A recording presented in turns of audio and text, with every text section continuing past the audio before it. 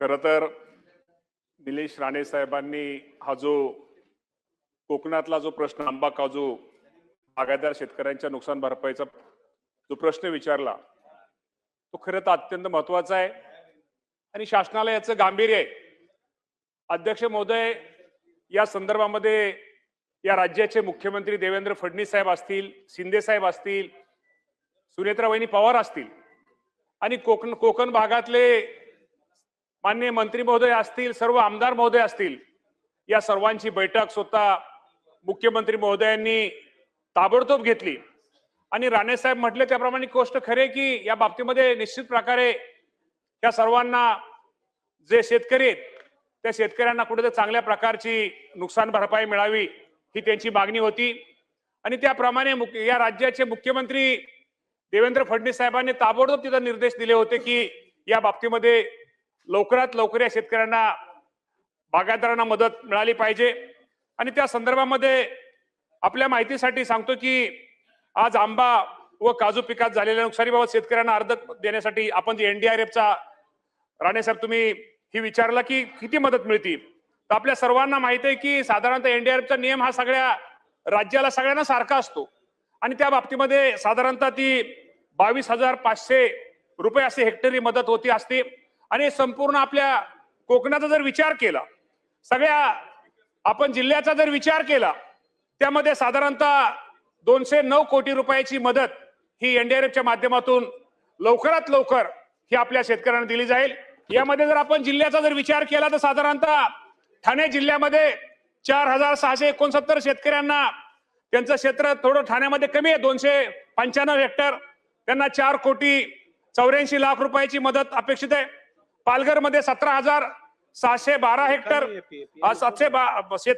17,612 शेतकरी आणि 2,868 हेक्टर, त्याची रक्कम 6,47,00,000 रुपये. रायगड जिल्ह्यामध्ये 17,000 शेतकरी आणि 8,987 हेक्टर, 20,28,00,000 आणि विशेषतः मदत जास्त जिथं बाधित जिल्हे जे असतात, एक रत्नागिरी हे 52,628 शेतकरी आणि 43,665 हेक्टर असे 98,45,00,000 आणि सिंधुदुर्ग जिल्ह्यामध्ये जो राणे साहेबांनी प्रश्न विचारला 42,322 शेतकरी आणि 34,728 हेक्टर क्षेत्र आणि 79,05,00,000 अशी 209 कोटी रुपयाची निधीची आवश्यकतेच्या बाबतीमध्ये आपण मदत पुनर्वसनाला हा प्रस्ताव दाखल केलेला आहे आणि येणाऱ्या लवकरात लवकर 8-10 दिवसामध्ये ही मदत माझ्या कोकणातल्या शेतकऱ्याला कशी मिळेल आणि या बाबतीमध्ये मिळेल यासाठी प्रयत्न आम्ही काळजी घेतोय. दुसरं आपल्याला माहित आहे की मुख्यमंत्र्यांनी ज्यावेळेस बैठक घेतली आणि विमा कंपनीचे प्रतिनिधीला आपण त्या बैठकीला बोलवलं होतं आणि त्याप्रमाणे त्यांनी मुख्यमंत्र्यांनी निर्देश दिलेले, त्याप्रमाणे कोकण विभागातील आपला आंबा काजू उत्पादक शेतकऱ्यांना हवामान आधारित फळपीक विमा योजनेतून साधारणतः 71,000 शेतकरी 71,854 शेतकऱ्यांना 217 कोटी रुपयाची नुकसान भरपाई ही विमा कंपनीकडून अध्यक्ष महोदय ही मंजूर झालेली आहे. त्याचा जर विचार केला, जे त्यांनी सिंधुदुर्ग जिल्ह्यात असेल, सिंधुदुर्ग जिल्ह्यात सगळ्यात जास्त 85,82,00,000, रत्नागिरी जिल्ह्यामध्ये 36,609 शेतकरी अध्यक्ष महोदय 90 कोटी रुपये, रायगड जिल्ह्यामध्ये 7,189 शेतकरी 26,79,00,000, पालघर जिल्ह्यामध्ये 3628 शेतकरी 7,69,00,000 आणि ठाणे जिल्ह्यामध्ये 2,301 शेतकरी 7,37,00,000 असे एकूण 237 कोटी रुपयाची विमा कंपनीच्या आपण रुपये नुकसान भरपाईची त्यांना मंजूर झालेली ही रक्कम येणाऱ्या 15 दिवसाच्या आत माझ्या शेतकऱ्याला दिली जाईल हे आपल्या माध्यमातून सांगतो. एक मिनिट, निकम साहेब बोला. अध्यक्ष महोदय, जो पंचनामा आणि त्याचा अहवाल जसा सिंधुदुर्गाचा जिल्हा आहे तसा रत्नागिरीचा 10/6/24 आपल्याकडे जमा केलेला आणि त्यामध्ये आंबा काजू फळपिकाचं साधारणपणे 54,000 शेतकरी त्यामध्ये आहेत. या अहवालाचा देखील आपण कुठचाही पुढे विचार न होता हेक्टरी 22,500 रुपये देण्याचं जे मान्य केलंय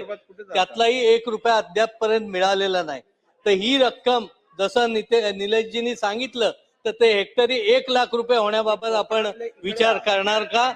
त्याच्यानंतर मध्यम मुदत कर्जाचं पीक कर्जात आताच्या ह्याच्यात आपण घेणार का, आणि ते पीक कर्जात घेण्याबाबतची कारवाई आंबा आणि काजूचं पीक कर्जमाफीत घेण्यात यावी.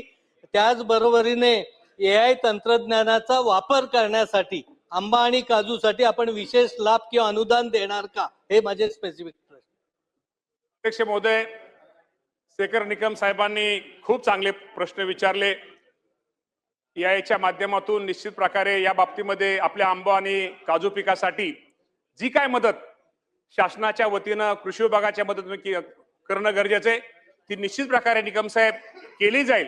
हे आम्हाला माहिती आहे की शेवटी कोकण विभागातला शेतकरी हा अत्यंत गरीब आणि एक कष्ट करणारा शेतकरी आहे आणि अडचणीच्या काळामध्ये या शेतकऱ्यांच्या पाठीमागे राहणं, या शेतकऱ्याला मदत करणं ही शासनाची जबाबदारी. इथं बावनकुळे साहेब, इथं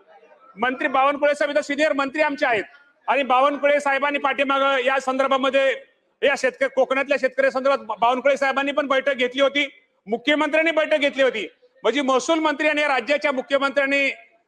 निकम साहेब बैठक घेतली होती. शासन या आपल्या बाबतीमध्ये सकारात्मक आहे. शेवटी